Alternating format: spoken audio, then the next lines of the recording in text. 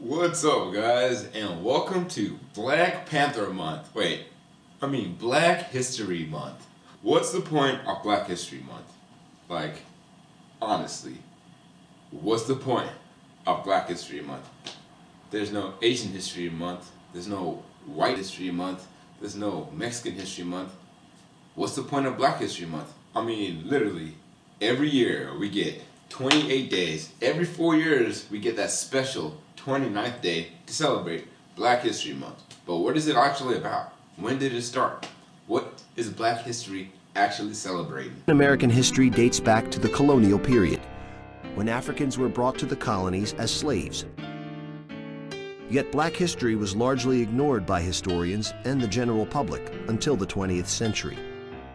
At the forefront of the push to bring Black history into public consciousness was a scholar and son of former slaves, Dr. Carter G. Woodson. Throughout his studies, Woodson had noticed that the role of African Americans in American history was either misrepresented or missing altogether from the history books. Determined to encourage Black studies and tell the stories of his people, he founded the Association for the Study of Negro Life in 1915. Encouraged by a swell of support, Woodson organized the first annual Negro History Week in 1926 for the second week of February, to coincide with the birthdays of both Abraham Lincoln and Frederick Douglass. The civil rights movement of the 1960s reflected the growing pride and cultural identity among the Black community.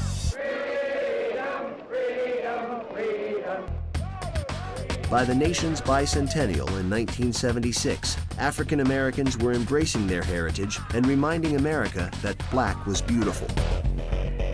26 years after Carter Woodson's death, Negro History Week became Black History Month. Martin Luther King is definitely the man, by far the GOAT of ending racism. But there are other characters as well who played a lot of parts into getting us to where we are. We're going to talk about some people who are usually not talked about during Black History Month. We're going to talk about some events you don't know. We're going to be talking a little bit about my dude, Frederick Douglass. Frederick Douglass was born into slavery sometime in 1818 in Albert County, Maryland. He became one of the most famous intellectuals of his time, advising presidents and lecturing thousands on a range of causes, including women's rights and Irish home rule. Among Douglass's writings are several autobiographies eloquently describing his experiences in slavery and his life after the Civil War, including the well-known work Narrative of His Life, Life of Frederick Douglass, an American Slave. He died on February 20th, 1895. He was born as a slave and became one of the most famous intellectuals of his generation. Kudos on you, Frederick. You the dude. Blessings resulting from your independence to us. I am not included within the pale of this glorious anniversary. Your high independence only reveals the immeasurable distance between us. The blessings in which you this day rejoice are not enjoyed in common. The rich inheritance of justice, liberty, prosperity, and independence bequeathed by your fathers is shared by you, not by me. The sunlight that brought life and healing to you has brought stripes and death to me. This 4th of July is yours, not mine. You may rejoice, I must mourn. In that bio we just heard being read by Darth Vader, Frederick Douglass is talking about the hypocrisies of a slave celebrating the 4th of July. The 4th of July celebrates America's liberation from English rule, and it's a celebration of freedom. A freedom that slaves were not extended. So while people were shooting off their guns, shooting off fireworks, slaves were slaves. Next up, we're going to talk about my homegirl, Angela Davis. The question you were asking? Yeah.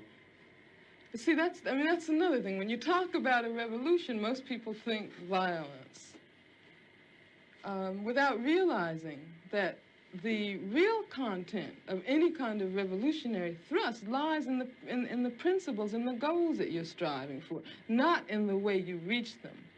On the other hand, because of the way this society is organized, because of the violence that exists on the surface everywhere, you have to expect that there are going to be such explosions. You have to expect things like that as reactions. Angela Davis is an activist, scholar, and writer who advocates for the oppressed. She has authored several books, including Women, Culture, and AMP/Politics. Angela Davis, born in January 26, 1944 in Birmingham, Alabama, became a master scholar who studied at the Sorbonne. She joined the U.S. Communist Party and was jailed for charges related to a prison outbreak, though ultimately cleared. Known for books like Women, Race, and Class, she has worked as a professor and an activist who advocates gender equality, prison reform, and alliances across color lines. And when you live under a situation like that constantly, and then you ask me, you know, whether I approve of violence. I mean, that just doesn't make any sense at all. Whether I approve of guns. I grew up in Birmingham, Alabama. Some very, very good friends of mine were killed by bombs that were planted by racists. I remember from the time I was very small, I remember the sounds of bombs exploding across the street, our house shaking. I remember my father having to have guns at his disposal at all times because of the fact that at any moment we might expect to be attacked. Angela Davis is a badass chick. She was like a, you know, you read her up. Angela Davis is somebody you need to know about.